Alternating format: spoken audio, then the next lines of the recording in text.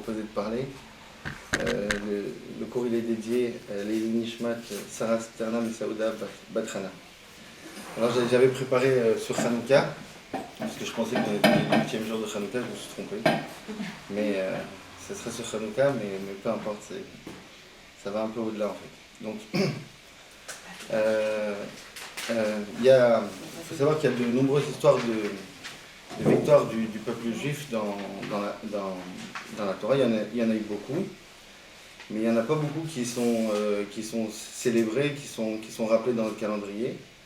Il y en a que deux. Il y a celle de Esther et celle de Hanouka.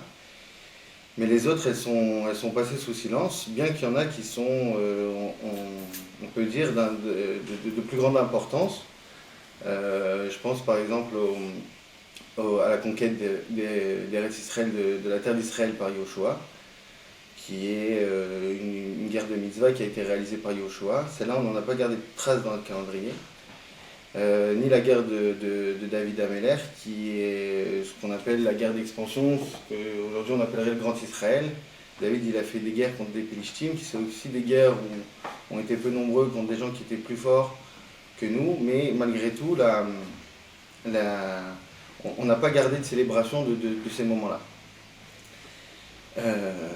La question qui se pose, c'est pourquoi il y en a qui restent et il y en a qui ne restent pas.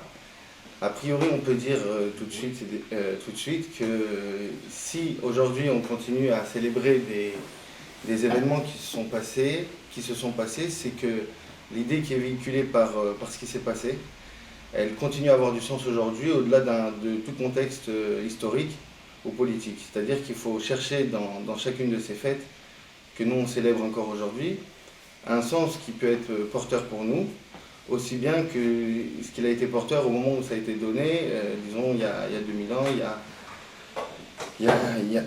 à des époques passées. Si on ne les garde pas, c'est qu'a priori elles sont pas porteuses de sens, elles ne véhiculent pas le sens aussi fortement que ce que nous on pourrait retrouver dans Hanouka, voire Esther.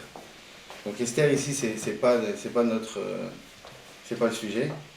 Donc moi je m'attardais sur Hanouka et essayer de voir un petit peu en quoi ce que véhicule Hanouka c'est encore d'actualité par rapport à ce qu'on vit en fait tous les jours.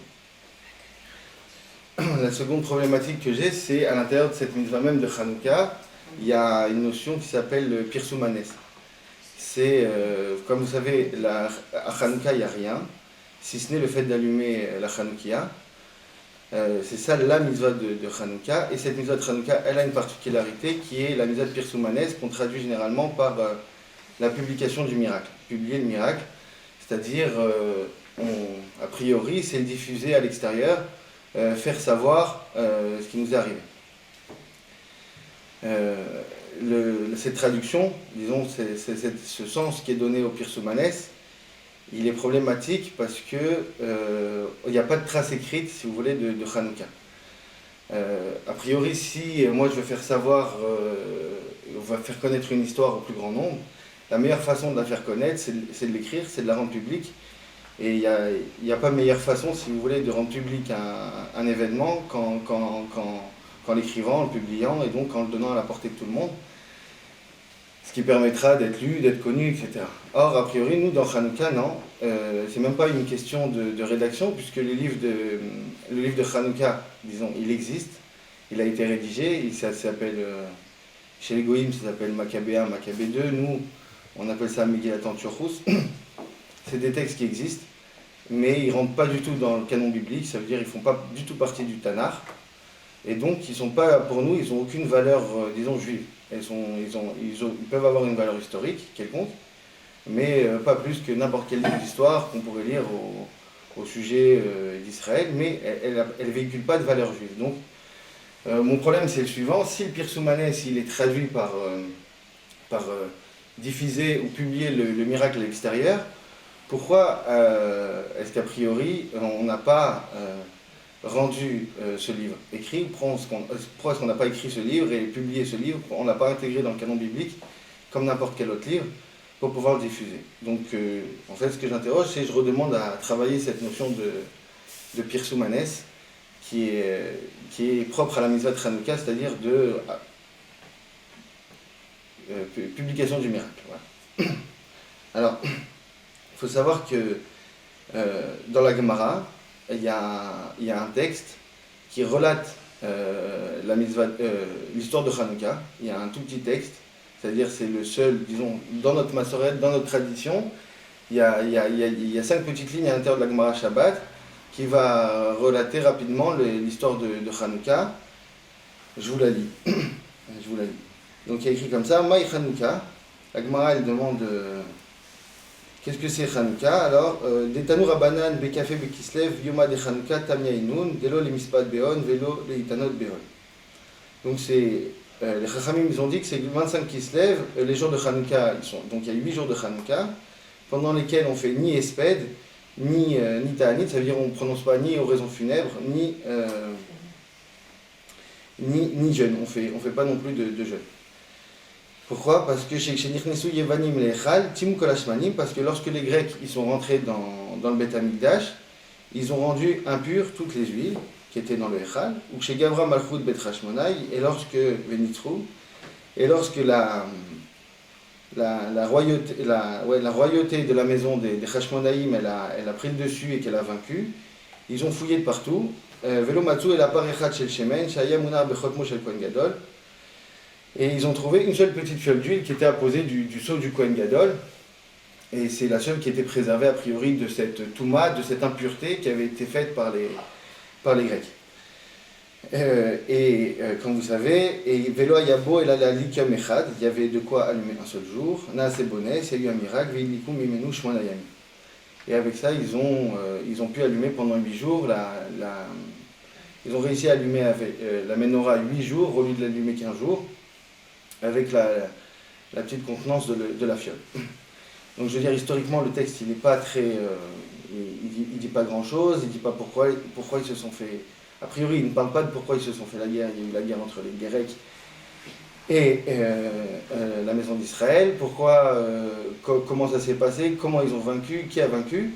La seule chose que la Gemara retient, c'est le fait qu'il y a eu un miracle, qu'on a réussi. Donc c'est une espèce de double miracle. C'est qu'à la fois ils avaient rendu impures toutes les huiles qui se trouvaient dans le Beth Amikdash, et qu'on a su en retrouver une seule qui n'a pas été rendue tamée. Et la deuxième partie, c'est ce second miracle qui est célébré, c'est qu'au lieu de ne brûler qu'un seul jour, la menorah a brûlé 8 jours. Donc je reviendrai sur ce texte-là. Simplement, ici, je voulais le ramener pour montrer que les Chachamim, quand ils s'intéressent à Hanouka, ils s'intéressent qu'à l'aspect du Nes qu'il y a eu, et pas du tout, ils le sortent complètement de son contexte. C'est très bref, voilà, le 25 Kislev, il s'est passé ci, ça. Il n'y a pas grand-chose qui est dit sur le fond du problème, ou ce qui s'est passé là-bas. On nous relate juste ce qu'on a réussi à préserver, disons, de l'impureté des Grecs. Donc, je voulais un petit peu c'est un petit peu technique, mais parce que je voudrais vous montrer un point qui semble essentiel dans la mitzvah. Du côté de la halacha, selon le Rambam, comment on matérialise la mitzvah du Pirsum Hanes. Alors le Rambam il dit comme ça dans les Ilchot Hanouka, il dit comme ça. Il dit Ne Hanouka mitzvah le'anicho al petar beto mi bachutz betefach hasamur le petach al smol. כשנכנס לבית כדי שתהיה מזוזה בימין ונר חנוכה משמאל. Alors déjà, je vais vous traduire ça. Alors, le Ner Hanouka, la bougie de la Hanouka, c'est une mitzvah de la poser à la porte de sa maison, à l'extérieur. Betefach Hasamour, c'est-à-dire très proche de Betefach Hasamour, Tefach Hasamour, Tefach c'est un point, d'accord? Donc c'est vraiment très proche de ma porte, pour que celui qui rentrerait chez moi, et quand il rentre, donc on le met du côté gauche, pour que quand il rentre chez moi, il puisse voir du côté gauche, il voit ma Hanoukia, et quand sur la droite, il voit la mezouza. Vima Yadar Baalia, et si maintenant il habitait à l'étage, Manicho Bechalon Asmucha Lershut Arabim, il le pose à la fenêtre qui donne sur le domaine public. Et si par contre il habite au-delà de 20 amot, c'est-à-dire à peu près 10 mètres, donc ça sert à rien qu'il le mette au Reshut Harabim. On va voir comment il fait, c'est la prochaine halakha du Rambam. Donc là par contre ça sert à rien qu'il le mette parce que là il n'y a personne qui lève la tête assez haut pour regarder la Hanouka. Donc de nos jours c'est pas comme ça, c'est la halakha suivante du Rambam. Bima Sakana, c'est notre époque à nous. Quand on est entouré des goïms, Mania Chadam Nechanouka Betor Beto, l'homme il pose sa Hanouka à l'intérieur de sa maison, ni bifni à l'intérieur, pardon. Vafilu nichu al shulchano dayo, et même s'il le poserait sur la table de la salle à manger ou de la cuisine, ça suffit. D'accord? Ce que je voulais faire remarquer déjà de cette halakha du Rambam, c'est qu'a priori la mitzvah de Hanouka, c'est pas tellement vers l'extérieur, c'est pour celui de l'extérieur qui rentrerait chez moi, j'ai une mitzvah de lui montrer que j'ai allumé ma Hanouka. Alors je la mets où? Donc c'est là au plus proche de chez moi. Le Rambam, et ça va même plus loin, puisque Bima Sakana, comme on dit, en période de danger, la Hanouka, où c'est que je la pose, je peux la poser à l'intérieur de chez moi. Et là, vous me direz, à l'intérieur de chez moi, il n'y a personne à l'extérieur, disons de l'extérieur, qui puisse voir que chez moi j'ai une Hanouka. Mais la mitzvah, elle resterait, d'après le Rambam, la mitzvah de Pirso Manes, elle resterait, parce que si quelqu'un rentre, il va pouvoir constater que chez moi j'ai allumé. Donc le Rambam il est en train de nous faire un petit tournant en nous disant qu'on n'est plus du tout, c'est pas mettre quelque chose à l'extérieur pour montrer à l'extérieur, c'est je la mets devant chez moi pour que celui qui rentre de l'extérieur, celui de l'extérieur qui rentrerait chez moi, il puisse constater que dans cette maison on a allumé. Ou bien maintenant, si c'est pas devant chez moi, s'il venait à rentrer chez moi, il puisse constater aussi que chez moi j'ai allumé. La halakha suivante. Nechanouka sheyidliku cheresh shotev vekatan o akum lo asa kloum ad sheyidlikinu mishu chayev ba'adlaka. Donc ça je vous le lis, c'est le début de la halakha mais ça n'a pas de rapport. Le Rambam il dit un Nechanouka qui aura allumé un sourd ou bien un fou ou bien un enfant ou bien un goy, il n'a rien fait, c'est considéré comme nul, c'est pas considéré comme un allumage, jusqu'à ce que l'allume quelqu'un qui est concerné par la mitzvah, c'est-à-dire quelqu'un qui en a le devoir de le faire, c'est-à-dire l'homme ou la femme de la maison. Maintenant, idliku mi bifnim, veotiu daluk, vinichu al betar beto, lo asaklu, machiyadlikenu bimkomo. Maintenant, imaginons, le Rambam, il envisage que quelqu'un, il allume chez lui, et il sort sa Hanoukia à l'extérieur, et il la pose devant sa maison. Alors ça, le Rambam il dit, ça s'appelle qu'il n'a rien fait, jusqu'à ce qu'il l'allume exactement à l'endroit où il avait l'obligation de l'allumer. C'est-à-dire que si, imaginons qu'on n'est pas en période de danger, que mon obligation, elle est de le faire au rez-de-chaussée, en bas, devant chez moi, proche de ma porte, il faut que j'ai allumé à l'endroit où elle doit être posée. Maintenant, Achazaner Beyado, s'il a tenu le nerf dans sa main, Ve'amad, et qu'il se tient, voilà, il se met dehors à l'extérieur et il tient sa Hanoukia dehors à l'extérieur, Lo Asakloum. Ça aussi, ça s'appelle qu'il n'a rien fait. Sharo et Omer, parce que celui qui voit quelqu'un faire ça, il peut se dire les Tzorko ou Omed. C'est pour son propre besoin qu'il est en train de faire ça. Peut-être qu'il a besoin d'éclairer devant chez lui, il n'y a pas assez de lumière. Et donc, ça serait pour ça qu'il est en train de tenir sa flamme. Mais en tout cas, a priori, moi, quand j'ai lu cette halakha, je me suis dit, il n'y a pas meilleure façon, disons, que de montrer la flamme en la tenant à l'extérieur, une sorte de flamme olympique, en montrant à tout le monde que j'ai allumé.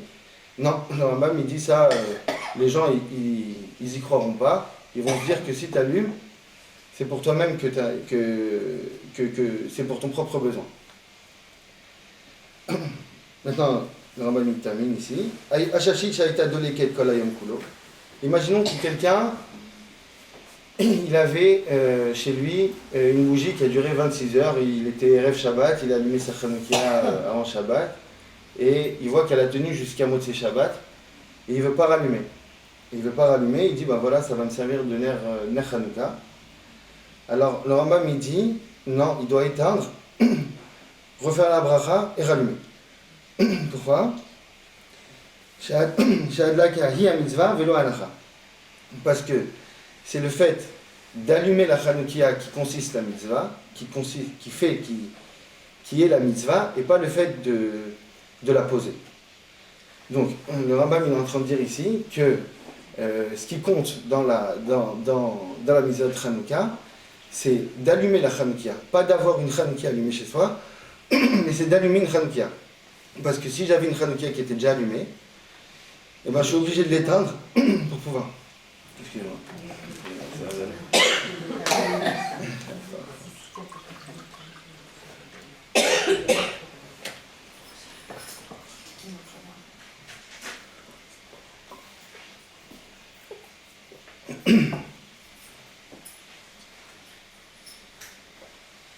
Donc, le Rambam il est en train de dire simplement, je vais vous montrer après d'où le Rambam il apprend ce dit, mais il apprend ici une loi particulière à l'allumage, c'est que c'est l'allumage qui constitue la mitzvah et pas le fait de poser sa Hanoukia. C'est pas, si vous voulez, je vais dire dans d'autres mots, c'est pas le fait de disposer de lumière chez soi qui constitue la mitzvah de Hanouka, mais bien d'allumer sa Hanoukia qui constitue la mitzvah. Pour le Rambam, ça fait une grande différence dans la halacha, parce que si je disposais d'une Hanoukia chez moi qui était déjà allumée, bah je serais obligé de l'éteindre, refaire la bracha et rallumer. Alors le Rambam il apprend ça d'une Gemara. Il apprend ça d'une Gemara dans Shabbat, où c'est discuté là-bas de savoir, on se demande justement la question, la Gemara se pose la question, qu'est-ce qui constitue la mitzvah de Hanouka? Est-ce que c'est le fait d'allumer sa Hanoukia, ou bien c'est le fait de disposer de lumière chez soi? Alors elle va ramener plusieurs cas, et pour essayer de voir si la balance elle penche d'un côté ou de l'autre. Et voilà, je voulais vous ramener tout le texte, mais c'est un peu fastidieux, donc je vais vous ramener comment la Gemara elle conclut ici. La Gemara elle dit la chose suivante, elle veut ramener sa dernière preuve, c'est celle que le Rambam ramène, parce qu'à chaque fois elle balance justement entre cette explication de savoir est-ce que c'est l'allumage qui fait la mitzvah ou c'est le fait d'avoir quelque chose allumé chez soi. Alors elle répond en ramenant un texte que le Rambam, celui sur lequel le Rambam s'appuie, en disant Tashma damar Yoshua ben Levi, Ashashit shaita doleket, volechet kol hayom kulo le motzei Shabbat, mechabe ou madlika. Donc, quelqu'un qui aurait, donc c'est la même histoire. Donc il avait une bougie qui a duré pendant 26 heures et qui était allumée jusqu'à motzei Shabbat, et il voudrait s'en servir pour faire l'allumage. Alors on dit, la Gemara dit, il éteint et il rallume. Alors, elle dit, Iamrat bishlama adlaka ou sa mitzvah, Shapir. Je comprends si tu me dis que c'est l'allumage qui constitue l'essentiel de la mitzvah de Hanouka. Alors ça j'entends. Je comprends pour la raison pour laquelle tu me demandes de réteindre et de rallumer. Et là, Iamrat anacha ou sa mitzvah, ay mechabe ou madlika, mechabe ou magdia ou manicha ou madlika mi bayem. Il dit pourquoi est-ce qu'il si c'était le fait de disposer de lumière chez lui, il avait juste à la prendre, la lever et la reposer au bon endroit, et ça constituerait la mitzvah. Or, je vois que la Gemara demande qu'il éteigne et qu'il rallume, ce qui constituerait une preuve que c'est bien l'allumage qui constitue la mitzvah de Hanouka, et pas le fait de disposer de lumière chez soi. Et la dernière preuve, c'est la preuve finale de la Gemara.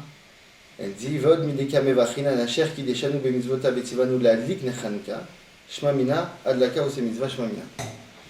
La Gemara elle dit, tu regardes, dernière preuve que je te ramène, c'est que la bracha qui constitue l'allumage de la Hanoukia, c'est qu'on dit béni sois-tu Hachem, qui nous a ordonné d'allumer la Hanoukia. On ne dit pas qu'il nous a ordonné de disposer ou de placer une Hanoukia chez soi, mais la mitzvah qui nous a été donnée de faire, c'est celle d'allumer. Donc si la bracha elle reprend dans ces termes-là la mitzvah de Hanouka, la mitzvah de Hanouka, c'est que c'est bien l'allumage qui constitue l'essentiel de la mitzvah. Donc de tout ça, simplement, ce qui ressort, c'est que c'est du Rambam, à la fois du Rambam et de la Gemara, c'est que c'est bien en allumant à l'endroit où je dois le faire, c'est-à-dire à l'endroit où celui qui rentre puisse la voir, que la mitzvah elle se réalise. Par cela, il y aura manifestation du miracle. C'est que les gens puissent constater que dans cette maison, on a allumé. Ou bien que les gens qui rentreraient chez moi, ils puissent se dire, ah voilà, chez Yoël, on allume. Yoël, il fait partie des gens qui allument. C'est l'allumage qui constitue tout ce qui, le pirsum, si vous voulez, la publication, la manifestation qu'il doit y avoir, c'est pas dans le fait qu'il y a de la lumière chez lui, mais que chez lui, on a allumé de la lumière. Voilà. Alors, je vais vous dire simplement ce à quoi ça renvoie pour moi. Cette idée-là que le Rambam et la Gemara, elle laisse apparaître, c'est que la manifestation du miracle, elle ne se fait pas en étalant sa lumière aux autres, si vous voulez. Mais c'est le fait qu'on puisse dire que dans l'obscurité, il y a des gens chez qui encore on allume. Et ça constituerait la publication. Publier le miracle, c'est de dire qu'il y a des gens, quand il fait noir, ils sont encore de ceux qui allument. Normalement, là vous pouvez m'arrêter si je ne suis pas clair. Dans l'obscurité, on a tendance on ne veut pas d'obscurité. On a peur du noir, tout le monde a peur du noir parce que le noir, on se retrouve souvent seul face à soi-même et c'est là que surgissent nos craintes. Et donc on ne supporte pas se retrouver tout seul dans le noir, on ne supporte pas cette nuit dans laquelle on se retrouverait seul. Tout ce qu'on cherche à chaque fois, c'est de se retrouver dans des endroits éclairés et surtout pas se retrouver dans un endroit où il fait noir parce qu'on a cette crainte, si vous voulez, de ce que je peux entendre de moi-même à ce moment-là. Si je me retrouverais seul face à moi, qu'est-ce que finalement, quand je fais les comptes avec moi-même, qu'est-ce que j'entends à ce moment-là? Ce qu'on veut surtout pas, c'est de penser que à l'intérieur de chez moi, je suis capable d'entendre quelque chose. On préfère tout le temps à ce que de l'extérieur, on vienne résoudre mes problèmes, que la lumière, elle est allée chercher à l'extérieur, et moi, je me retrouve tout de suite dans un espèce de bain, ou dans une maison qui est déjà tout de suite éclairée, où mes problèmes sont réglés, où j'ai plus à faire face seul à me confronter à moi-même, si vous voulez. Et la mitzvah de Hanouka, elle consisterait ici à dire que non, il y a une possibilité, il y a une possibilité dans l'obscurité, c'est-à-dire si j'accepte ce face-à-face avec moi-même, et ben ça, normalement, c'est ce que déclare ici le judaïsme par l'intermédiaire de Hanouka, c'est que ça peut être source de lumière. Ça veut dire si un homme il accepte cette confrontation qu'il aurait avec lui-même, s'il accepte de se retrouver, de refuser d'aller chercher une lumière à l'extérieur, mais d'accepter l'obscurité, et ben ça, normalement, je peux avoir une lumière qui m'est propre et qui fasse du coup la lumière pour ce qu'il y a chez moi. Pour bien mettre ça en valeur, le Maharal, il fait ressortir une idée un petit peu comparable quand il écrit sur Hanouka. Il reprend le texte que je vous ai cité au début en disant, ça veut dire quoi que les Grecs, ils ont rendu toutes les huiles qui étaient dans le Beth Amikdash qui est tamé. Alors ça, le Maharal, il explique, il dit, ça veut dire, à ce moment-là, la Torah, notre Chokhma, etc., toute la Chokhma des Juifs, elle a été soumise à la critique grecque. C'est-à-dire, on a été dépassé, si vous voulez, le Maharal, lui, il comprend que l'histoire de Hanouka, elle s'est jouée, que les Grecs, ils ont rendu toutes les huiles du Beth Amikdash, ils ont rendu tamis, ils ont rendu impur toutes les huiles du Beth Amikdash, c'est-à-dire que toute la Torah, toute la Chokhma, tout ce que nous, on pensait pouvoir mettre en avant, et ben ça a été sujet, ça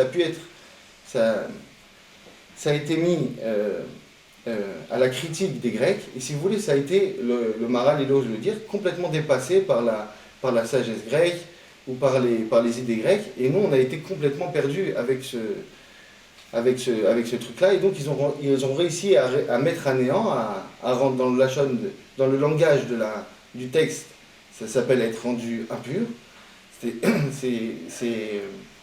C'est dire, ils ont réussi à balayer tout ce que nous, on pensait mettre en avant. Mais il y a une seule chose qui a résisté, il y a une seule fiole d'huile qui a résisté, pardon. C'est la fiole d'huile qui se trouvait dans le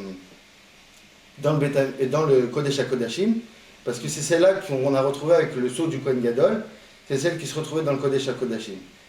Et comme vous le savez, le Kodesh HaKodashim, le Kohen Gadol, il est rentré une seule fois par an, c'était à Yom Kippour. Et donc, maintenant, c'est-à-dire avec ça, le Maharal, il s'arrête là un petit peu, mais il nous transporte en nous disant que ce qui a résisté, c'est plus tellement un endroit, mais c'est un endroit-moment, si vous voulez. C'est ce qui a résisté. Qu'est-ce qui a su résister? Qu'est-ce qui résiste malgré tout à cette rochma des Grecs, à ce que les Grecs critiquent? C'est ce qui se jouerait chez nous à Yom Kippour. La chose sur laquelle la chokhma des Grecs n'a pas de prise, c'est ce qui se joue chez chacun à Yom Kippour. Vous savez, Yom Kippour, je vous apprends rien, c'est le moment où on fait vidouille, on fait capara de nos fautes, on reconnaît nos fautes, etc. Mais donc généralement, on peut dire que c'est un véritable moment d'introspection. C'est-à-dire c'est un véritable moment où l'homme il accepte finalement ce face-à-face avec lui-même. Et ici maintenant, il accepte de se voir tel qu'il est. Il se fait plus de fausses images sur lui-même. Et alors dans ce sens-là, Kippour fait capara. C'est-à-dire, si un homme il accepte de reconnaître ce qu'il est réellement, ou ce qu'il est ou ce qu'il n'est pas, du coup, s'il accepte cette prise de conscience, alors elle est source de pardon de ses fautes, et donc c'est ce qui va lui permettre d'avancer dans sa vie. C'est-à-dire, pour moi je pense qu'ici le Maharal il est en train de décrire la même chose que ce qu'on a dit avant, c'est-à-dire que la lumière qui résisterait, c'est de dire que il y a de la lumière chez chacun de nous. Il y a de la lumière chez chacun de nous. Encore faut-il être capable de dire que, accepter l'obscurité et de dire et de voir qu'il y a de quoi allumer. Malgré tout, il y a de quoi allumer. Le Pirsou Manès, pour répondre à ma question, ici il se fait lorsque celui qui va rentrer chez moi, il va dire ah, chez Sialom on allume. Regarde, chez Sialom encore on allume. Ça veut dire c'est possible que dans cette maison il y a encore de la lumière. Et ça c'est une idée un peu folle, dans le sens où nous, d'habitude, comme je vous ai dit, on n'a pas l'habitude. C'est un truc que les nations, elles ont du mal à entendre ça, parce que pour eux, les vérités, elles sont toujours étalées sur la place publique, il y a des grandes vérités, mais la vérité, elle n'est pas chez tout le monde. C'est pas possible, c'est-à-dire, s'il devait y avoir un allumage, ça serait dans leur cathédrale ou dans les trucs comme ça, mais ça serait pas, ça peut pas être chez chacun qu'il peut y avoir de la lumière. Ça, c'est un truc un peu... Nous, on est habitué dans notre monde, la façon dont on vit, c'est que le monde il est manichéen, il est partagé entre le bien et le mal.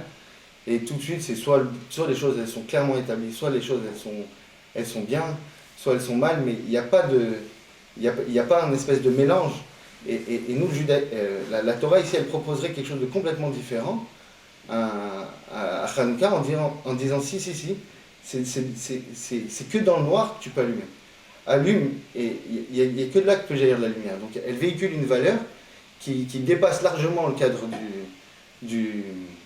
d'un contexte historique ou d'une guerre qui se serait passée à un temps donné sur laquelle la Gemara ne s'attarde pas du tout. C'est plutôt l'idée de cette possibilité que dans nos chaumières, disons-le comme ça, dans son foyer, il peut y avoir de la lumière dans chacun des foyers. La vérité, elle n'est pas allée chercher à l'extérieur. Si elle est allée chercher quelque part, elle est chez moi. Alors, ça c'était... Ouais, c'est ça.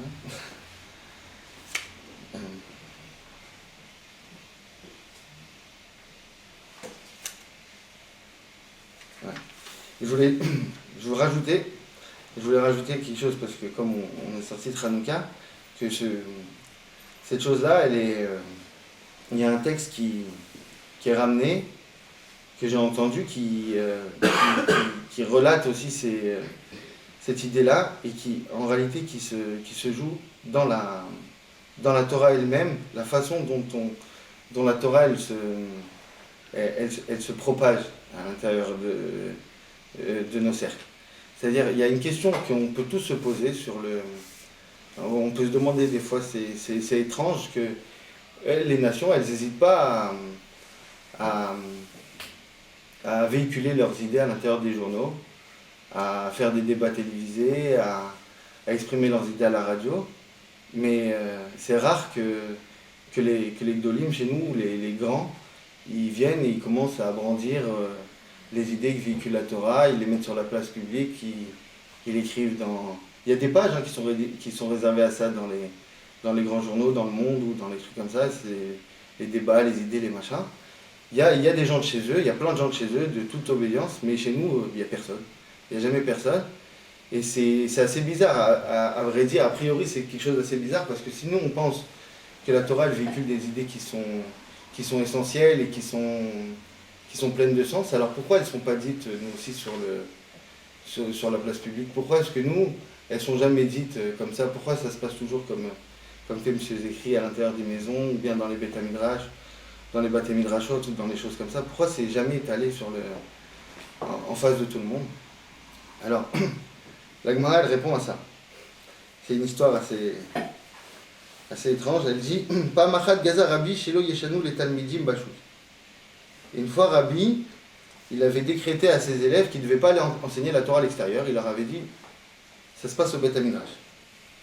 Maïdarash, pourquoi il avait fait ça, Rabbi? Qu'est-ce qu'il avait lu dans la Torah pour penser qu'elle ne devait pas se diffuser à l'extérieur? Parce qu'il est écrit comme ça dans Shir HaShirim les contours de ta hanche sont comme des colliers, c'est ce qu'on lit dans Shir HaShirim.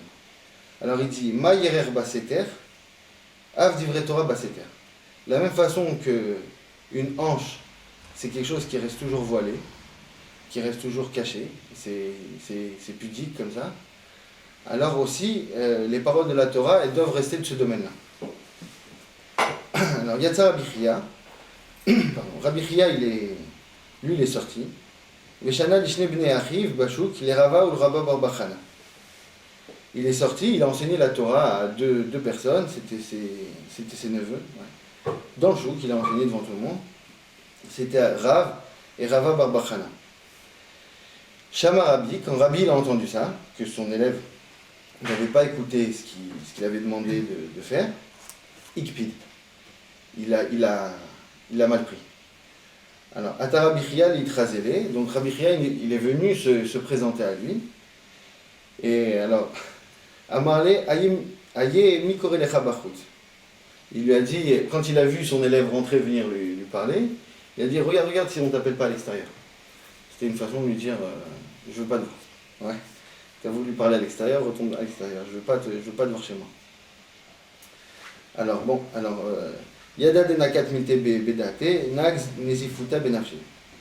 Donc il a compris que son rave il a été makpid sur lui, et bon, c'est la Gemara là-bas, pourquoi elle ramène ça? Parce que c'est des dynimes de.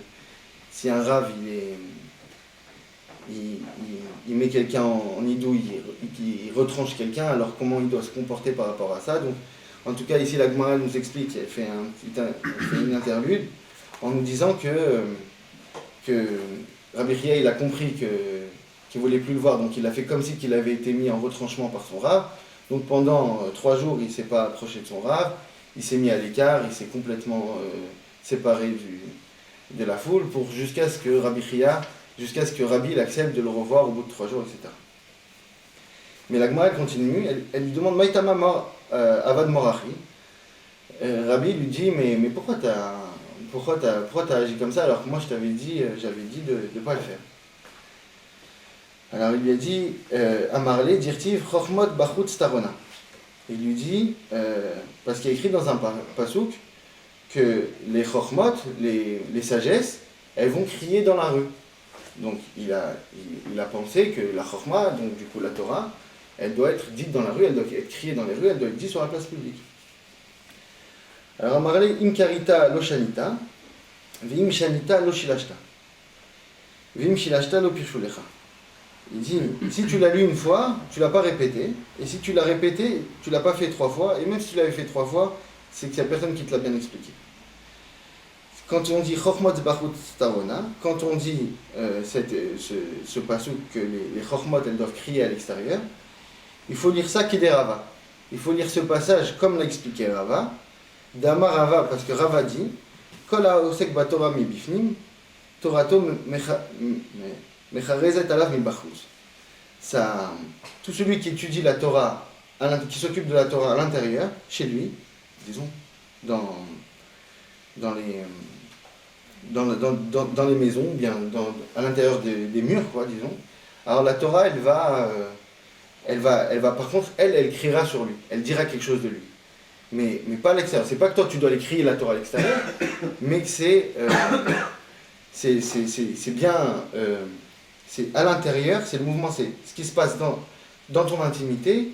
Alors ça, si à l'intérieur de chez toi, ça véhicule du sens, alors à l'extérieur, ça se ressentira. Donc, à la question qu'on a posée au départ, c'est-à-dire de savoir pourquoi est-ce que nous, nos idées, on ne les met pas sur la place publique, parce que Rabbi, il est en train de proposer que la Torah, elle n'est pas du tout de cette nature. Elle n'est pas du tout d'une nature que c'est pas des grandes vérités qu'on étale. La Torah, elle dit tellement l'intime, c'est-à-dire elle parle tellement d'une chose qui me sont chères, disons, qui font sens pour moi. C'est-à-dire que dans la recherche que j'ai de la Torah, dans la confrontation que j'ai au texte de la Torah, dans la confrontation que j'ai avec les célébrations des fêtes juives, etc., c'est tellement des choses, elle fait tellement des choses, elle fait tellement appel à des choses qui sont intimes pour moi, que de par nature, elles ne peuvent pas être dites en public. Ça veut dire, elles n'ont de vérité que à l'intérieur de ce qui joue chez moi, à l'intérieur des murs, des choses qu'on va étudier à 2, à 3, qu'on va essayer de dire dans des petits groupes. On reflète des idées qui sont propres, mais c'est comme on dit toujours que quand on se met, quand quelqu'un l'étudie, dans une espèce de chavruta, il y a une espèce de, toujours comparé à une espèce de guerre entre deux personnes qui étudient. Pourquoi? Parce que généralement, c'est quand deux personnes elles étudient ensemble l'une avec l'autre, il n'y a personne qui veut rien lâcher à l'autre. Elles se font face, elles se confrontent, chacun il essaye de défendre son point de vue, mais c'est pas des débats idéologiques, je pense pas du tout, c'est que ce qu'elle vient dire, à chaque fois elle touche tellement à des choses qui sont intimes à ma propre personne, qu'il n'y a personne qui veut rien lâcher ici. C'est qu'il y a tellement d'enjeux dans ce qui est dit, donc j'ai surtout pas envie que le gars en face, il essaye de me faire changer ma lecture. Alors je vais accepter si finalement je vais entendre que dans ce qu'ils disent, c'est bon. Oui, effectivement, tu me parles de quelque chose que je suis capable d'entendre, mais c'est qu'à ce prix-là que j'accepterai la parole de l'autre. Mais c'est pas du tout ici des débats d'idées, c'est quelque chose qui relève de l'intimité. Je vais, pour conclure simplement, parce que voilà, le cours il s'arrête là, mais ce que je voulais dire, je ne sais pas si j'étais assez clair, simplement ce qui se jouait à la fois dans la mitzvah d'allumer la Chanukah et comme dans le fait d'étudier la Torah, c'est une grande leçon en étudiant grâce à vous, M. Décru, parce que ça me permet de me pencher dessus. Je me suis aperçu que je faisais mauvaise lecture de ce truc-là, de publier le miracle. Je pensais vraiment que c'était dire quelque chose à l'extérieur. En fait, pas du tout. C'est manifester que chez chacun de nous, dans notre propre intimité, il y a des sources il peut y avoir de quoi allumer. On peut trouver à l'intérieur de nous-mêmes des choses qui peuvent être. Et ça, c'est une grande leçon. Je veux dire, c'est pas. Dans le sens, pour moi, c'est une grande leçon parce que on a cette tendance à chercher toujours les solutions à l'extérieur de nous-mêmes en pensant, c'est ce que la Gemara elle appelle des fois Avodah Zara, en pensant que il y a, juste je fais un petit aparté, la Avodah Zara, on appelle Avodah Zara, c'est une Avodah qui est étrangère. Et la Gemara elle aime bien les jeux de mots. Pourquoi elle dit c'est étrangère, elle s'interroge sur pourquoi on appelle ça étrangère, etc. Elle essaye de donner plusieurs sens, mais elle dit surtout la première chose qu'elle rend étranger, c'est moi. C'est-à-dire, c'est une avoda, ça veut dire c'est un service. C'est-à-dire faire avoda zara, c'est faire un service qui me rend étranger à moi-même. C'est-à-dire, si finalement j'accepte toujours des solutions qui sont extérieures, sans chercher moi-même à me confronter, à me retrouver avec moi-même, à chercher quelque chose chez moi, ben finalement je suis en permanence en dehors de moi. J'accepte jamais de me faire face, et donc finalement je suis toujours, je passe ma vie à côté, en fait, je suis en permanence à côté de ma vie, je suis en train de faire quelque chose qui me rend en permanence étranger, je vais toujours aller chercher des solutions chez les autres, ou par d'autres, au lieu d'aller les chercher chez moi, chercher le sens que ça pourrait avoir pour moi. Voilà.